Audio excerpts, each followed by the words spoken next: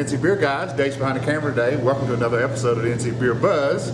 We are very pleased to be in Black Mountain with David Quinn, owner, formerly head brewer, and the master of all trades. And we're going to talk about some of the diversity of what goes on here at Pisgah Brewing Company.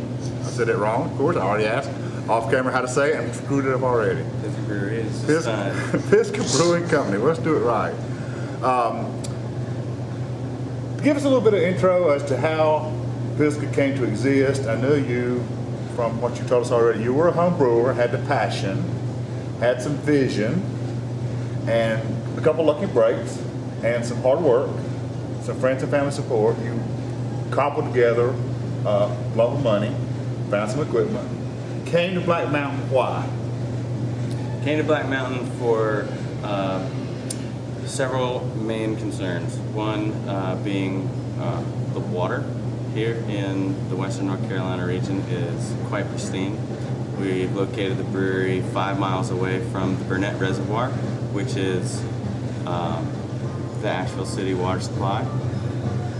And that water is fresh, pristine, and you're one of the first. There's a 22,000 acre wildlife refuge that surrounds a man-made lake. They actually flooded an old town. The old front floor? There's you can, if you were allowed to go there, you could scuba dive like an old church steeple. Okay, gotcha. There's a little town under the water up there. So that drew you here? Well, and North Carolina specifically has friendly laws for small brewing companies. Mm-hmm. South Carolina, which is where it came from. Charleston, South Carolina specifically, where I went to college. It's dear to my heart still. They're pretty strict. Their alcohol laws 10 years ago included a biannual alcohol producer license, which was quite expensive, in the tens of thousands of dollars. So some of the legalities and the ABC permits were, you thought this might be a better place. Being forced to go through a distributor, mainly. To be a small, diverse company, you need to have complete control of your product. And at Pisgah, we came to North Carolina to practice what we like to call now the tank-to-tankard brewing philosophy, which means we brew it in our tanks, we put it into our kegs, it goes on our truck, it goes to the bar where we clean the lines, and we get to take intimate care of our product until it hits your glass. And the way you're doing it, there's no middleman involved. And that allows us to keep a little more profits in-house, so we don't have to make as much. In another strictly regulated state, you would never be able to get away with a 10-barrel brew house as a production brewer, because you'd have to double what we're doing now just to make the same amount of, quote, profit for the company. So you started out with 1 or 2 brews that you were putting out the door? Or? Well, it all started with a homebrew. I called it Shovelin Pale Ale.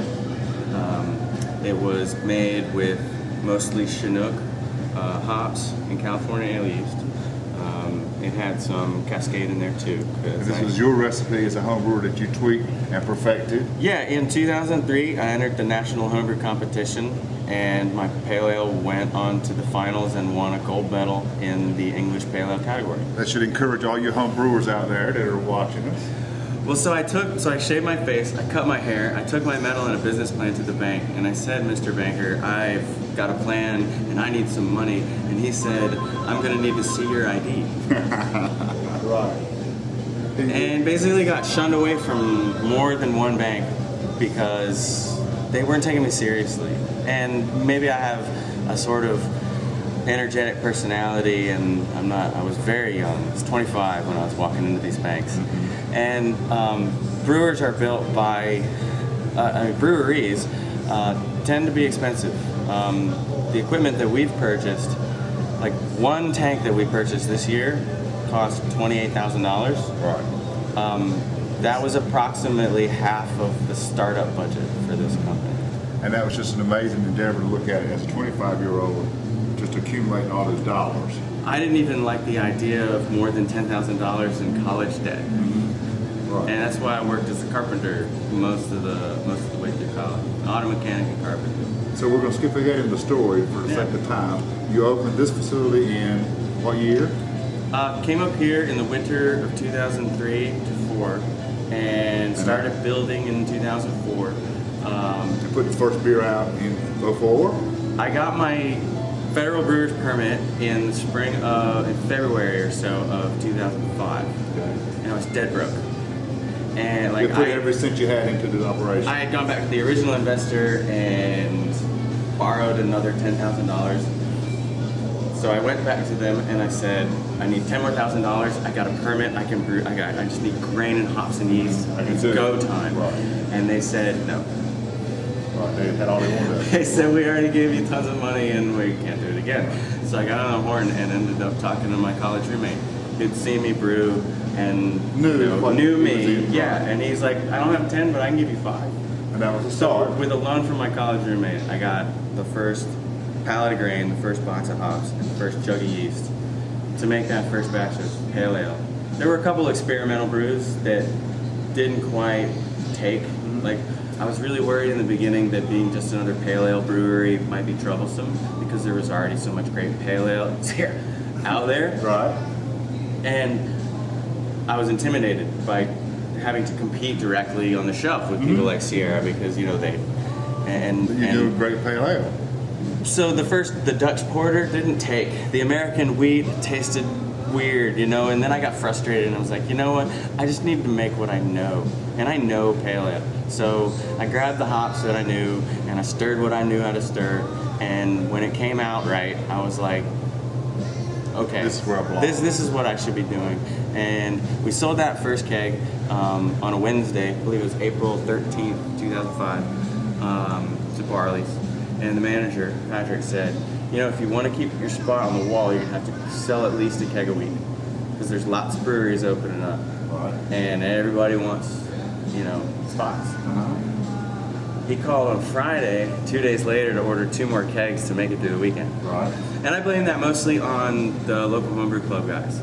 Because I've been, as a home brewer, really involved with them in the beginning of starting this company and had gone to a lot of meetings and met these people, and they were excited. Sure, and the community support was there. Right, and there's this buzz. It's like, all right, now we got to go try this Crazy Dave's beer.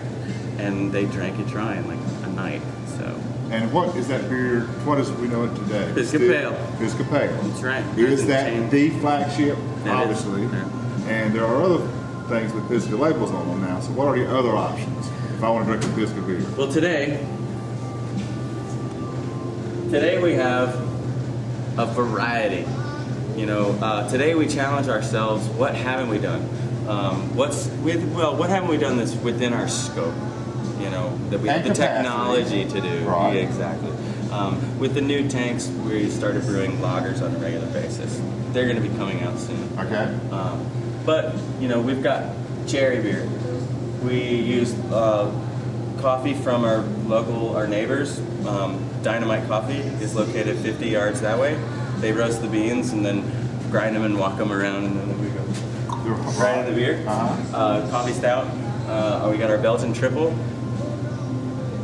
We've changed our summer ale to what we're calling now All-American Kolsch. And what did we may know it from before? Well, what we've learned in the past is that people don't drink summer ale in the winter. Okay, right. Because they think it's stale or old. But it's our light beer, so we like to keep something accessible and always up there. Okay, for so that's your introduction to craft beer. Yep. If they don't know craft beer, they come in the door and want something. They get a Kolsch. They get a Kolsch, okay.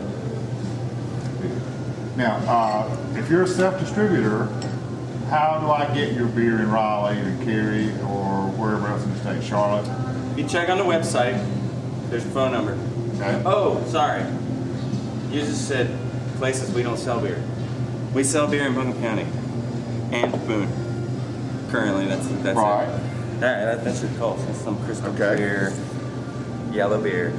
But it has an organic 2-row base, and it's made with Mount Hood, which is the American version of Hallertauer, a German noble hop. So it's brewed in a very like European style, even though it's with American ingredients. It's fermented and aged and crafted in the style of a Kolsch. Okay, so let's back up one thing and clarify for our viewers. To get a Pisgah beer, oh yeah, I've got to come to Buncombe County. Pretty much. There's no bottle products. They're out and about in bottle shops. There's a few people that drive up to get it. I can name the Bottle Shop. I think we've gotten some. Good Bottle. Salute maybe in Charlotte. Yep. But mainly those outlying accounts take it upon themselves to come visit the brewery, and they'll fill up. Now, is that a decision you made consciously to keep it local? Well, here's my problem with every time we've stepped out of our local region. Say we've tried to sell beer a couple times in Charlotte, and whenever we have a hard time giving good customer service. And if there's a customer issue, whether it's foamy beer or something just isn't right, or they need help fixing something that went wrong with their system, we're not there. Right. We're 90 miles away, and we try and preface and like the sale with, hey, we're only coming once a week, maybe every other week. But still, since we can't give great customer service, some frustration. You just should not be there if you can't do it in your. If you can't do it right, don't do it at all. Okay. Clear enough. That's what we know. There you go. So find your way to Pisgah. Well, what I found too is this year, since we pulled out of Charlotte, is that with gas prices being crazy and distribution costs being what they are, we've just concentrated on our local market more and been able to control our costs and not necessarily sell much more beer, but we've been more efficient at it. But you really don't feel like it limits you. Well, I just got 3 more 30-barrel fermenters and a 60-barrel bright tank. That's right. And so that's obviously new. You've got production goals and visions. The government approved our pale ale can design last week, so the cans are in production. The mobile canning people will be here hopefully in the next 6 weeks. And I'm crossing my finger. I crossed my finger 6 months ago when I started on the can idea that we'd do it by the end of the year. And now it might be skin of the teeth right at the end of the year. Right. But soon. We'll see, but the holidays might interrupt a little production here and there. Right. But yeah, pale ale in a can. And then, maybe we can take one-way packages, Maybe we can drop off a pallet of cans in the heart of Raleigh and watch them just... There's a lot more to Pisgah than you might imagine, and now we're going to go into a different venue and talk about some of the other things that are here to offer at Pisgah.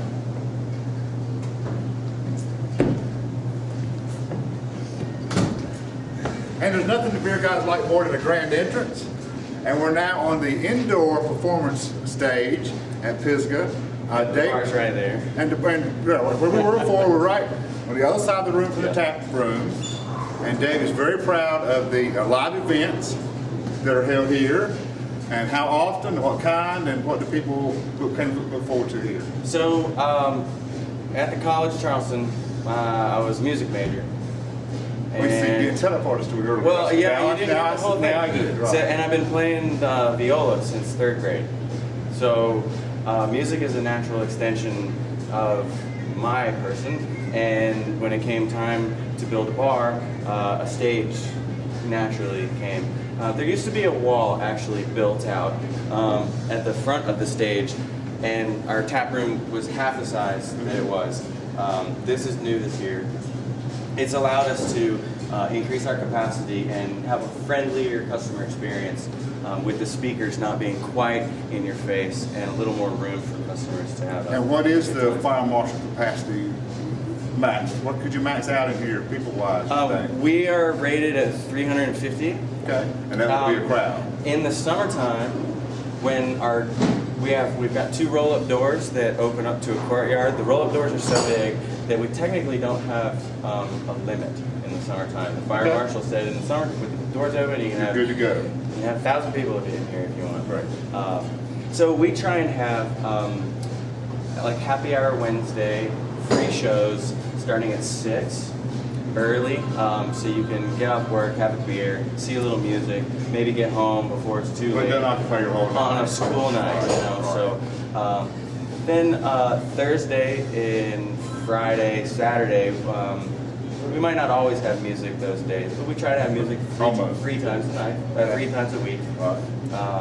And 2 out of those 3 shows are usually free, and the others are usually accessible between $5 and $10. Right.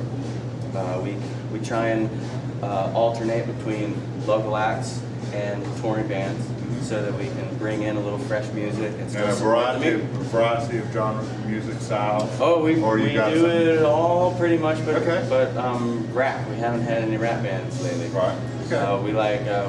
We host Funkle Sam Dead Grateful Dead cover band once a month out here, and we do everything from 2 guys picking to 5 people with horns and Jeff Sipe drumming. Leon Russell played a couple months ago and sang Jumpin' Jack Flash right where I'm standing. Right here. It's amazing. Wow. Now, one final thing, there's a third piece of this we want to talk about. We're not going to go out and show it on camera. The outdoor venue and stage. Yes. Tell us about that real quick. There is an 8-acre field attached, adjacent to our property, where we host 10 to 12 times a year larger shows. Bigger touring acts that have played out in the big field would be like Steel Pulse, Lucinda Williams, Yonder Mountain String Band, Mo. And you bring in the food trucks? We've got 3 to 5 food trucks. We keep our beer prices at $4 and $5 a pint. And a couple thousand people? And we'll have between 1,200 and 1,800 people or so. Right. 2,200 is our technical max with parking and logistics. We have had some issues we've had some learning curve issues, and I have increased the number of porta potties by about 10, and that seemed to fix a lot of problems. Porta potties are critical. Yeah, nobody likes to wait in lines, That's right. especially me. So There's a lot more we can talk about, and there's a lot going on at Pisgah. And Dave, you've been a great host. My pleasure. And we appreciate so much you allowing us to come out today. This has been another episode of the NC Beer Guys, NC Beer Buzz from Pisgah Brewing Company in Black Mountain. And until next time, remember, drink local and keep your beer dollars in North Carolina. Our slogan is "We all drink downstream." We all drink downstream today.